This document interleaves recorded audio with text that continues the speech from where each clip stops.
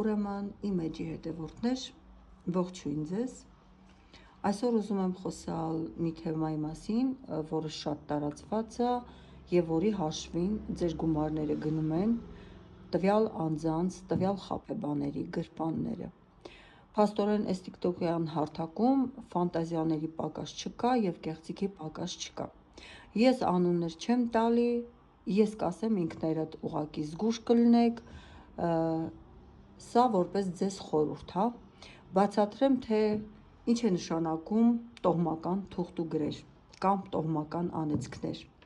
Սա դիտարկվում է որպես էներգետիկական վիրուս, ինչպես որ լինում է ընդունենք կոմպյուտերներում։ Տոհմի էգրեգոր եւ տեղեկատվական դաշտ, սա միասնական հոգի է, օկուլտիզմում համարվում է, որ ամեն տոհմ ունի իր հավաքական էներգիան դաշտը եւ էգրեգորը։ Ունի նաև հիշողության կրիչ։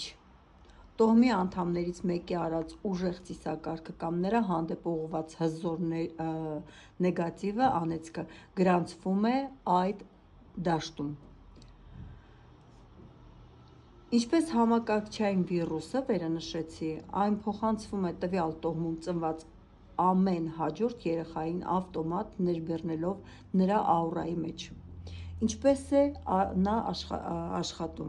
Ուրեմն կարմիկական պարտքեր ըստ էզոտերիկայի, եթե նախկիններից մեկը ծանր հանցանք է գործել կամ նրա դեմ հզոր թուղթուգիր է արվել, էներգետիկ հաշվեկշիռը խախտվում է, հաջորդ սերունդը ծնվում է այդ հաշվեկշիռը վերականգնելու պարտքով։ 7 սերնդի կանոն։ Օկուլտիստները հավատում են, որ ուժեղ կախարդանքը կամ անեծքը կարող է ակտիվ լինել մինչև 7 սերունդ, քանի դեռ էներգիան չի սպառվել կամ չի չեզոքացել։ Արյունակից կամ արյունակցական կապի ուժ, քանի որ սերունդները կապված են արյունակցական էներգետիկ կանալներով, նեգատիվ ինֆորմացիան կամ նեգատիվ թուղթուգրերը հասնում են այդ կանալներով ցած ամենաթույլ օղակներին, ընտանիքի ամենախոցելի արարածներին եւ անդամներին։ Ինչպես է դա դրսևորվում որպես թուղթուգիր սովորական կյանքում։ Ուրեմն օկուլտ տեսաբանները նշում են կամ մոգերը մենք նշում ենք, որ տոհմական նեգատիվը հազվադեպ է հարվածում մեկ հոգու, այն կրում է սխեմայով, այսինքն աշխատում է ամբողջական։ Տոհմի բոլոր կանայք կամ տղամարդիկ չեն կարողանում ընտանիք կազմել, կրկնվող ամուսնալուծություններ ա լինում, ֆինանսական դժվարություններ ա լինում, փողը գալիս ա ու անհասկանալի ձևով կորչում ա բոլոր սերունդների տոհմի շարունակողների մոտ։ Նույն հիվանդությունները, տոհմի անդամները մահանում են նույն տարիքում կամ նույն ախտորոշմամբ։ Ինչպես է մաքրվում տոհմական գրերը կամ անեծքները։ Հատուկ մոգական գործողությունների միջոցով փորձում են խզել կապը անեծքի աղբյուրի նախնու հետ և էներգետիկ փակում է կատարում։ Փորձում են ետ գնել կամ մաքրել տոհմի էգրեգորը աղոթքների, զոհաբերությունների կամ էներգետիկ մաքրումների միջոցով։ Օկուլտիզմի և սև մոգության տարբեր ավանդույթներում իրոք գոյություն ունի 9 տարվա կանոն, այսինքն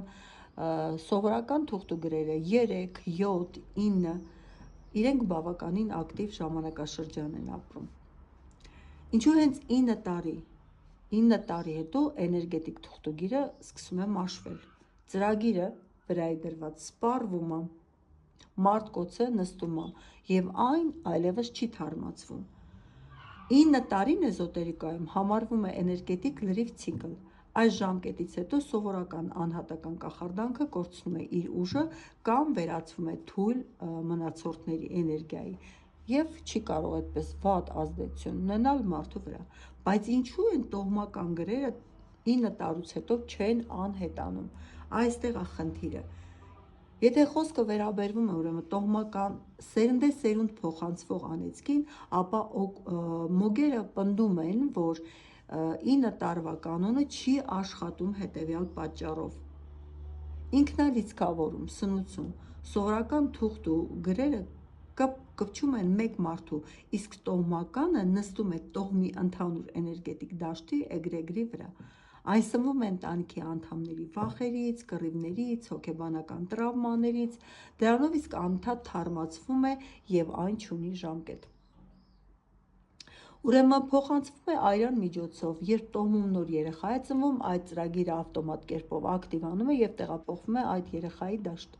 Այսինքն առաջին մարդու մոտ այն կարող է թուլանալ, բայց նորածնի մոտ սկսում է նոր դարձյալ 9 տարի եւ ավելի այսպես երկարատև ցիկլ։ Ծնողական անեծքի ուժը օկուլտիզմում ամենաուժեղ ու երկարակյացը համարվում է արյունակիցների, հատկապես մոր կամ հոր կողմից տարված անեծքները։ Դրանք կարող են տևել տասնամյակներ կամ անցնել 7 սերունդ, քանի որ արյունակցական կապը թույլ չի տալիս, որ էներգիան հեշտությամբ ցնդվի։ Դրա համար ինչա պետք անել։ Դրա համար պետք է մաքրել եւ դնել տոհմական պաշտպանություն, դրվի պաշտպանություն։ Օկուլտիզմի ուրեմն եւ մոգության մեջ մեղրամոմով, մոմ թափելու ծեսով հնարավոր է այո մաքրել թուղթուգրերը։ Էզոտերիկայում մեղրամոմը համարվում է ամենահզոր եւ էֆեկտիվ բնական կրիչներից մեկը։ Ինչու հենց մեղրամոմ, բնական կլանիչ է այն համարվում։ Սա մաքրում է տեղեկատվական ուրեմն նեգատիվը, ի տարբերություն պարաֆինին, որը նավթամթերք է եւ չունի էներգետիկ ուժ, բնական մեղրամոմը կենդանի բնական նյութ է, այն ունի սեփական մաքուր էներգետիկ դաշտը, իսկ մենք տեսել ենք, պարաֆինով ոնց են մաքրություն անում։ Եվ հեղուկ վիճակի գաղտնիքը, երբ մոմը հալվում է, այն դառնում է մաքուր էջ, հեղուկ։ Եվ մեղրամոմը ունակ է մագնիսի պես իր մեջ քաշել ու ներծծել մարդու աուրայում եղած բոլոր օտարածին նեգատիվ ծրագրերը, կպչուն էներգիաները, վախերը եւ թուղթուգրերը։ Եվ երբ հալված մոմը թափվում է սառը ջրի մեջ, այն ակնթարթորեն սառչում է, իր մեջ կողպելով մարդուն դուրս բերած նեգատիվը եւ որպեսզի այն այլևս հետ չվերադառնա։ Արդյոք մեղրամոմը մաքրում է տոհմական թուղթուգրերը։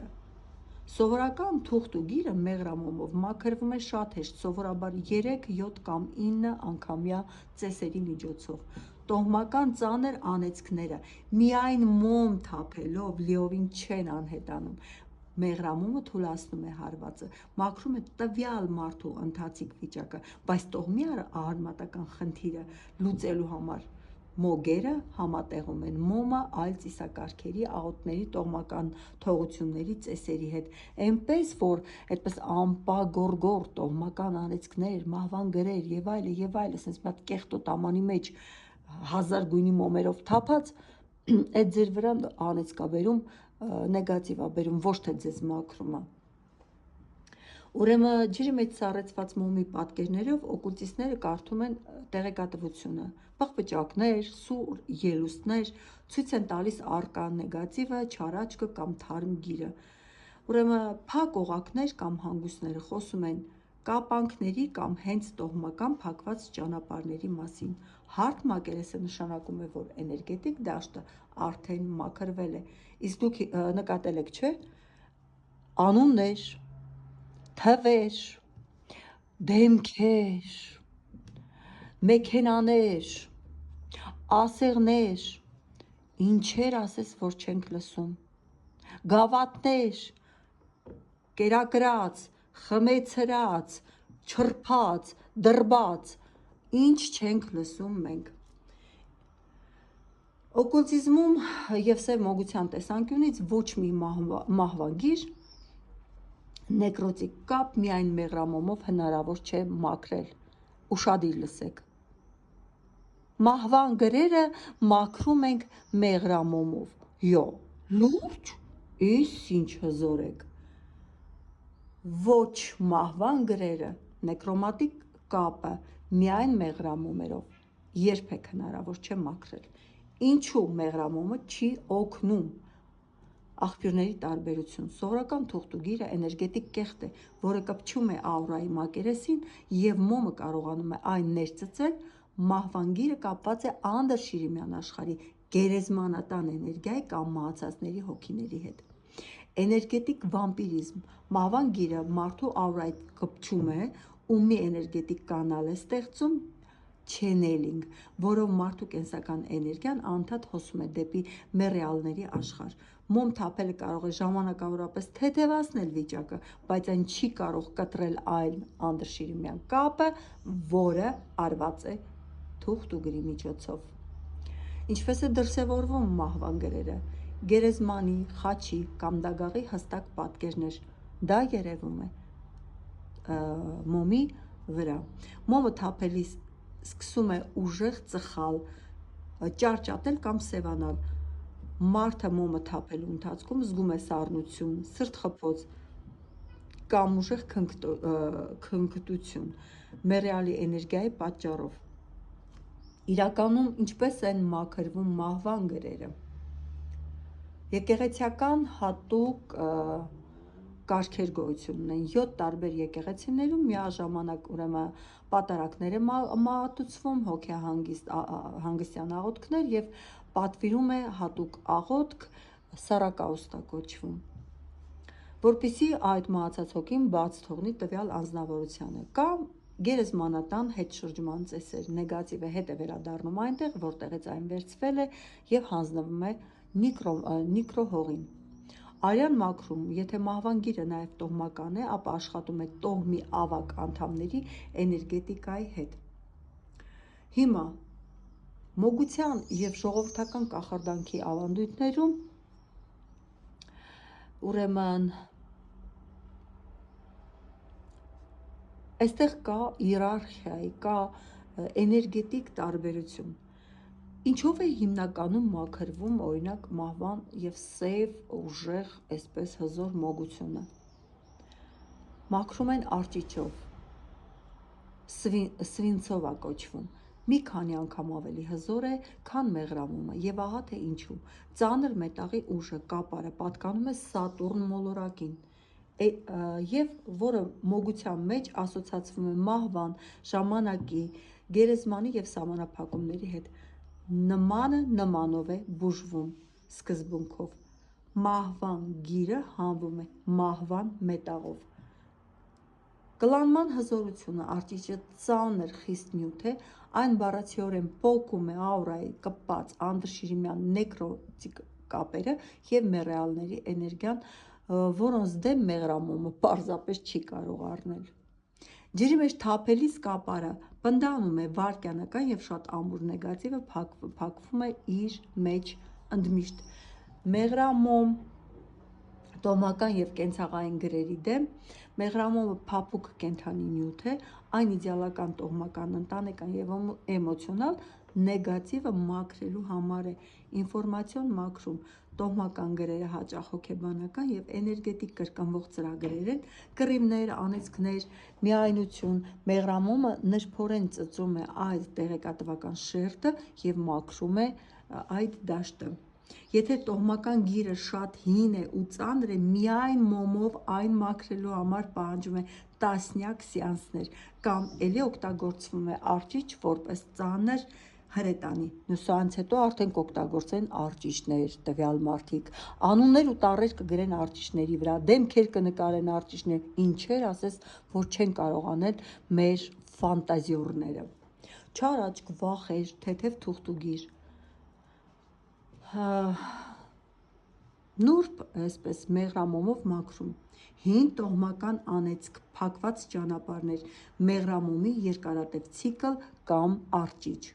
մահվան գիր, գերեզմանային մոգություն, դագաղի գիր, միայն արճիճ, կապար եւ եկեղեցիական հատուկ սառակաուստ աղոթք։ Սև մոգության կանոններով ոչ մի մեղրամոմ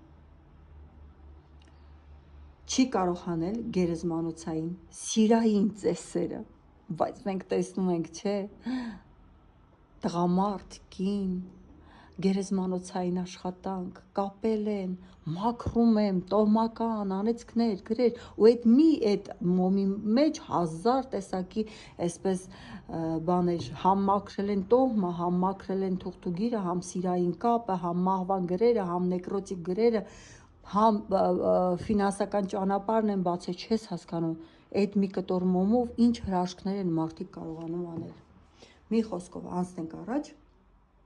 Գերեզմանոցային սիրային ծեսերը համարվում են սև մոգության ամենածանր և վտանգավոր տեսակներից մեկը, քանի որ այն իրականում ոչ թե սեր է, այլ մահվան գրի տարատեսակ, ինչու մեղրամոմը անզոր է մաքրել այդ կապը։ Այս ծեսի ժամանակ կախարդը զոհի աուրային է կպցնում գերեզմանատան հոգիներից մեկին, մահացած մարդու հոգին։ Այդ հոգին նստում է զոհի վրա և բառացիորեն խեղդում, նրա կամքը ստիպելով գնալ պատվիրատուի հետևից։ Մեղրամոմը չափազանց թույլ է հոգիների աշխարհի հետ կապը խզելու համար։ Էներգիա է արտահոս, քանի որ մոմը միայն մակերեսային էներգետիկ կեղտերն է մաքրում, այն չի կարող կտրել այն խորը կանալը, որով մեռյալը զոհից խլում է կենսական ուժը, դարձնում է իր գերին ժամանակի ընթացքում և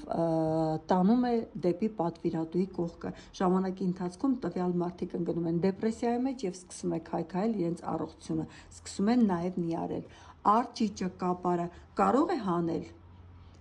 Արճիճը ավելի մոտ է այս խնդրի լուծմանը, քանի որ այն Սատուրնի մահվան մետաղ է։ Արճիճ թափելը կարող է թուլացնել գերեզմանոցային կապը կամ պոկել մեռյալի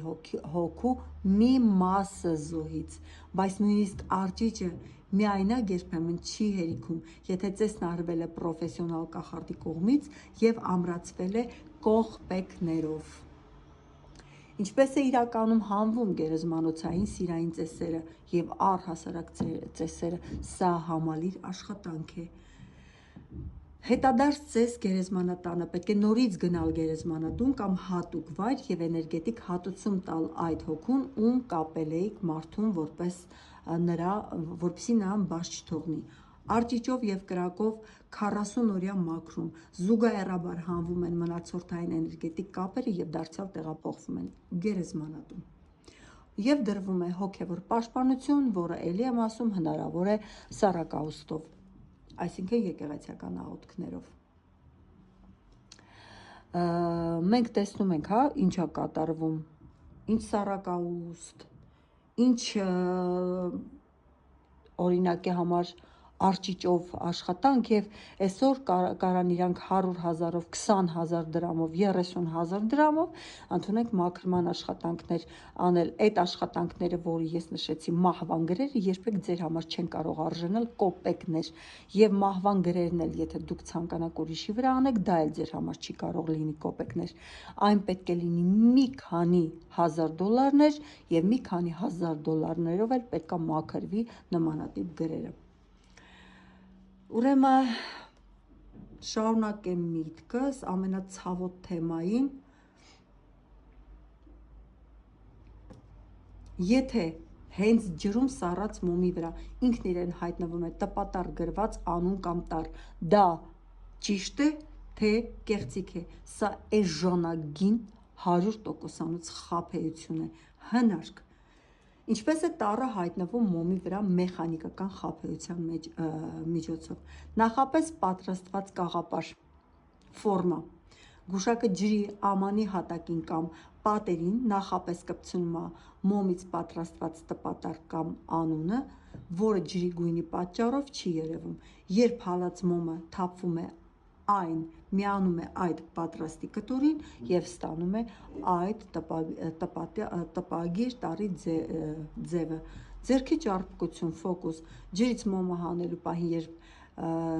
այսպես մոմը դեռ փափուկ է, հնարավոր է նաև փորագրել այդ տառը փայտի միջոցով, ձեռքի միջոցով կամ թեկուզ մի փոքր մոմի միջոցով, ոլորելով այդ մոմը, կարողանան կպցնեն տվյալ մոմին և օյլա անունը պատրաստ է ձեր վրա թուղթուգիր անողի։ Եվ հատուկ ասեցի ֆորմաներով։ Ինչու է դա անդրադառնում մարդկանց վրա և ինչու է վստահություն ներշնչում։ Երբ մարդն իր աչքով տեսնում է հստակ տպատառ անունը, նրա մոտ վերանում է ամեն տեսակի կասկածը, նա հավատում է, որ գուշակն իրոք ամենակարողն է և արդեն կարողացավ հանել թե դեմքը, թե անունը, թե ազգանունը, թե ծնված թիվը, համեկել հագի շորի գույնը։ Այտենց կարողանում են ֆանտազիորները աշխատել։ եւ թիրախի ստեղծում։ Գուշակը ձեզ ցույց է տալիս օրինակ ատառը։ Ձեր ուղեղն ակնթարթորեն սկսում է հիշել ձեր շրջապատի բոլոր աշոտներին, անաներին, արմեններին, անահիտներին, ում հետ երբևիցե խնդիր եք ունեցել, ու դուք ինքներդ եք հաստատում գուշակի սուտը։ Դե ոնց կարա լինի ձեր շրջապատում, ընդունենք ատառով չլինի երբևիցե մարդու, հետաքրքիր է։ Եվ սա լինում է փողի կորզում։ Եթե իրական էզոտերիկ եւ օկուլտիզմ տեսանկյունից ենք նայում, երբեք չի կարող հայտնվել անուն կամ տառ, այն պետք է լինի աբստրակտ, անհարթ պատկերներ, ալիքներ, պղպջակներ եւ սուր ծայրեր։ Ինչից որ մոգը կարողանում է հասկանալ, թե ինչպիսի թուղթուգրեր են տեղի ունեցել, չնայած որ մոգը իր դիագնոստիկայի ժամանակ արդեն հստակ գիտի ինքը ինչի հետ գործ ունի։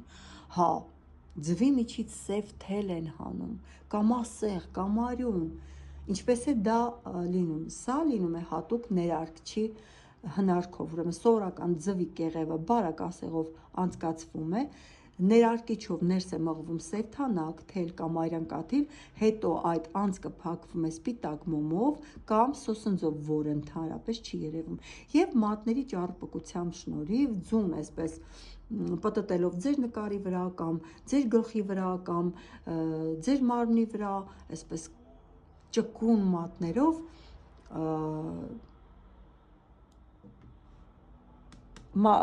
կոտրում են այդ ձուն եւ ահա ձեր աչքի առաջ դուրս է գալիս արյան մի հատ ծով, ծվի մեջ արյուն, օ Տեր Աստված, մահվան գիրը դուրս եկավ վերջապես, ու այսպես։ Կամ ջուրն են սևացնում, սա պարզ քիմիա է, բաժակի մեջ նախապես լցված է լինում անգույն քիմիական նյութ, օրինակ օսլա։ Գուշակը ձեռքի մատների կամ թաշկինակին քսում է մեկ այլ նյութ, օրինակ յոդ, երբ նա հապվում է ջրին կամ ինչ-որ բան է գցում մեջը, տեղի է ունենում քիմիական ռեակցիա եւ ջուրը վայրկյանական սևանում է։ Սա մաքրեցի քեզ սև մոգությունից։ Բա ասեղի կամ դանակի ժանգոտվելը։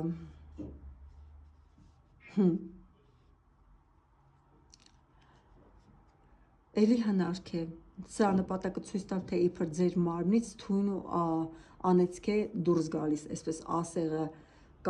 դանակ այսպես քսում են ձեր մարմնին, այնտեղ կա ուրեմն նախապես մշակվում է հատուկ քիմիական ուրեմն նյութ, որը շփման ժամանակ սկսում է այսպես կարիճնիվի դառնալ եւ դա այո ձեր վրայի մահվան գրերն են իրանք պոկում հանում։ Տեսեք, տան հայլու կամ պատի վրա ինքնաբերաբար հայտնվող պատկերները։ Գուշակը գալիս է ձեր տուն, մոմով կամ ջրով անցնում է պատերի կամ հայլու մոտով եւ հանկարծ հայլու վրա հայտնվում է դևի, խաչի կամ կնոջ դեմքի նշանը։ Ինչպես է սա արվում։ Սա կոչվում է անտեսանելի թանաքի էֆեկտ։ Հայլու վրա նախապես օճառով, մոմով կամ հատուկ անգույն, ուրեմն քիմիկատով գծվում է պատկեր, չոր վիճակում, այն լրիվ անտեսանելի է, բայց հենց այդ տարածքում մոմ են վառում, ջերմություն է առաջանում կամ ջուր են սրսկում, խոնավություն են առաջանում եւ պատկերը ակնթարթորեն երևում է արդեն։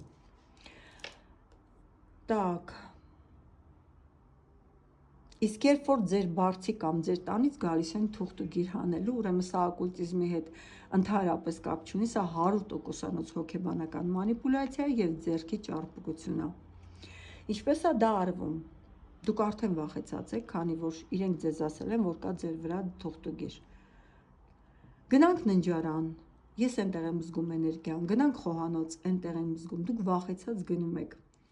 Ինքը սկսում է շեղել, գնա մի հատ դանակ բեր, գնա էսի բեր, գնա այնի բեր եւ իր այսպես հագուստի միջից կամ ձեռքի ափի միջից այդ գցում է ասեղներ, թելերի կապոց եւ այլը եւ օլա գտանք, օ էս ինչ ուժեղ մոգ էր, հələ տեսեք մեր տան ոչ մի տեղը չգիտեր, բայց արդեն ինքը գտավ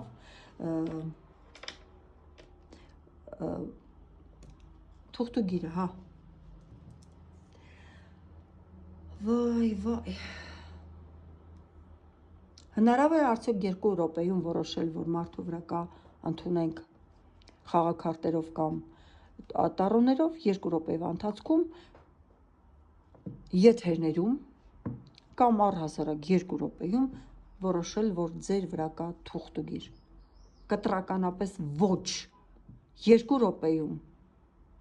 խաղաքարտերով կամ տառոներով հնարավոր չէ գտնել գրի առկայություն։ Օկուլտիզմի, հոգեբանության և տրամաբանության տեսանկյունից սա 100%-անոց հոգեբանական թակարդ է, մանիպուլյացիա, որն աշխատում է ակնթարթային շոկ առաջացնելու սկզբունքով։ Ահա թե ինչու 2 րոպեանոց ախտորոշումը բացարձակ խաբեություն է։ Եթե գուշակը քարտերը գցում է 2 րոպեում ասում է վրա մահվան գիր կա կամ թուղթուգիր կա, սա կոչվում է սառը գուշակություն։ Ունիվերսալ խնդիրները գուշակը տեսնում է, որ դուք լարված եք, ասում է ընդհանուր ֆրազաներ, քո կյանքում փակ ուղի է, այնպես չի գնում ամեն բան, մոտիկ մարդ է քեզ վատություն արել եւ այլն եւ այլն։ Ոչ մի դեպքում 2 րոպեում չի կարող գուշակը կամ նորմալ մոգը ձեզ տա թուղթուգրերի առկայության հետ կապված այսպես 100%-անոց արդյունքը։ Այսպես են ձեզ խաբում։ Խաբում են նաև ձեզանից նկար ուզելով։ Նկարով եմ նայում, լավ նայողս առանց նկարի նայի։ Նկարը ինչ ես անում դու մարդու։ Իսկ դուք առատորեն շատ բաց ձեռ մարդ եք, ձեր նկարները աջ ու ձախ ցբնելով ման եք գալիս։ Ինչի համար։ Ձեզ ռոբոտն է պատասխանելու։ Դուք չէ որ միանալու եք տեսազանգի միջոցով, մարդը ձեզ տեսնում է, իրան նկար պետք չի եւ ձեր դաշտից կարող է վերցնել յուրաքանչյուր ինֆորմացիայի բանալի, ինչի մասին որ դուք եք մտածում։ Չէ, ձեր նկարները ձեզ պետք են, որովհետեւ հետո ձեր դեմն են դրանք դնելու։ Եթե դուք իրանց условիաները չկատարեք, իրանք ձեզ վախացնելու են մահվան գիր կանեմ, էս կանեմ, են կանեմ։ Նկարը ուղարկի նայեմ։ Ու դուք պատրաստ եք ձեր նկարն էլ ուղարկել, ձեր ֆինանսն էլ ուղարկել, մենակ թե իրանք նայեն, իսկ իրանք ինչ կարան անեն։ Կարան այնքան բան ձեր գլխին անեն, որ դուք սաղ կյանքը դրա տակից չկարանաք դուրս գաք։ Ուշադիր եղեք ձեզ որտեղ են գցում եւ ովքեր են գցում։